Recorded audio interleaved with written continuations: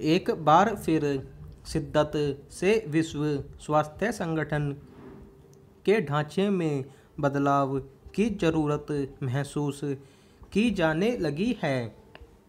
स्वास्थ्य मंत्री हर्षवर्धन ने शंघाई सहयोग संगठन देशों के स्वास्थ्य मंत्रियों की बैठक में इस ज़रूरत को रेखांकित किया। कोरोना से उपजे वैश्विक संकट ने सभी देशों को सोचने पर मजबूर किया है कि भविष्य में अगर इस तरह की महामारियां पैदा होंगी तो उनसे निपटने के लिए क्या उपाय हो सकते हैं। शंघाई सहयोग संगठन देशों के स्वास्थ्य मंत्री भी इसी विषय पर विचार विमर्श को जुटे थे। वैश्वीकरण के इस दौर में दुनिया की दूरियां मिट गई हैं। वाणिज्य, व्यापार, पर्यटन, विकास कार्यों से जुड़ी गतिविधियां आदि के चलते दुनिया के सभी देशों में परस्पर आवाजाही बढ़ी है। ऐसे में अगर कोई खतरनाक विषाणु पैर पसारता है तो देखते देखते दुनिया भर में उसका प्रभाव नज़र आने लगता है। पिछले कुछ सालों में ऐसे कई विषाणुओं के प्रभाव दुनिया भर में देखे गए। उनमें कोरोना विषाणु ने सबसे अधिक तबाही मचाई। इसके चलते पूरी दुनिया की अर्थव्यवस्था चौपट हो गई। अभी उस पर काबू नहीं पाया जा सका है।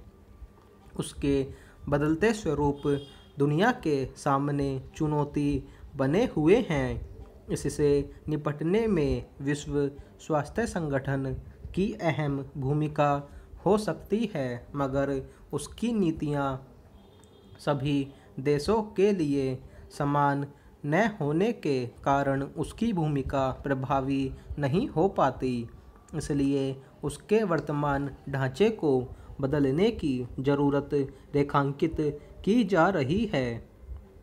सुरक्षा परिषद और अंतर्राष्ट्रीय मुद्रा कोष जैसे संगठन इसीलिए प्रभावी भूमिका निभा पाते हैं कि उनके पास शक्तियां अधिक हैं और उनकी नीतियां सभी सदस्य देशों के लिए समान रूप से लागू हैं।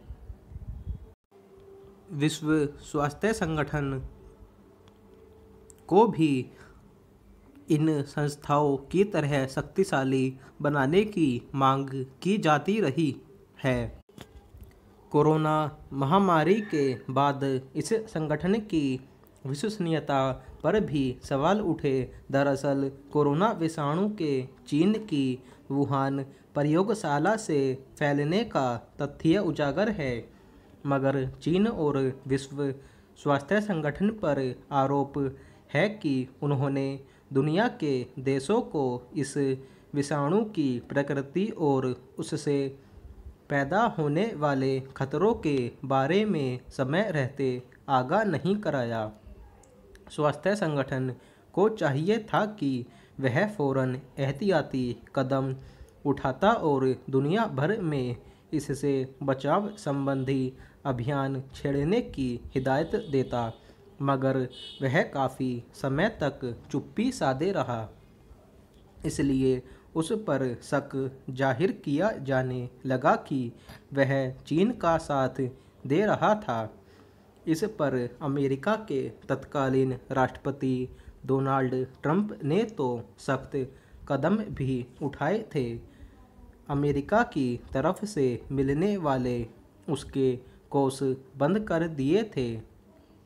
कहने को विश्व स्वास्थ्य संगठन का गठन दुनिया के तमाम सदस्य देशों में सार्वजनिक स्वास्थ्य सुविधाएं बेहतर बनाने के मकसद से किया गया था, मगर हकीकत यही है कि इसके लिए उसके पास पर्याप्त शक्तियां नहीं हैं। मसलन अगर कोई देश अपने यहाँ का स्वास्थ्य संबंधी कोई तथ्य छिपाता या उसे विश्लेषण के लिए उपलब्ध कराने से इनकार करता है तो वह उसके खिलाफ दंडात्मक कार्यवाही नहीं कर सकता। इसी तरह उसके अन्य अधिकारों में भी बढ़ोतरी की जरूरत है। सभी सदस्य देशों के लिए उसकी नीतियां समान रूप से लागू होनी चाहिए। तभी वह कोरोना या भविष्य की महामारियों से लड़ने के लिए व्यवहारिक रणनीति पर काम कर सकता है।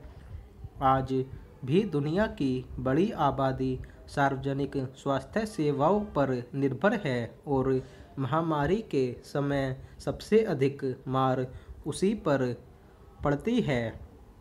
उस आबादी तक स्वास्थ्य सुविधाएं उपलब्ध कराने के लिए भी विश्व स्वास्थ्य संगठन के वर्तमान ढांचे में बदलाव की जरूरत है।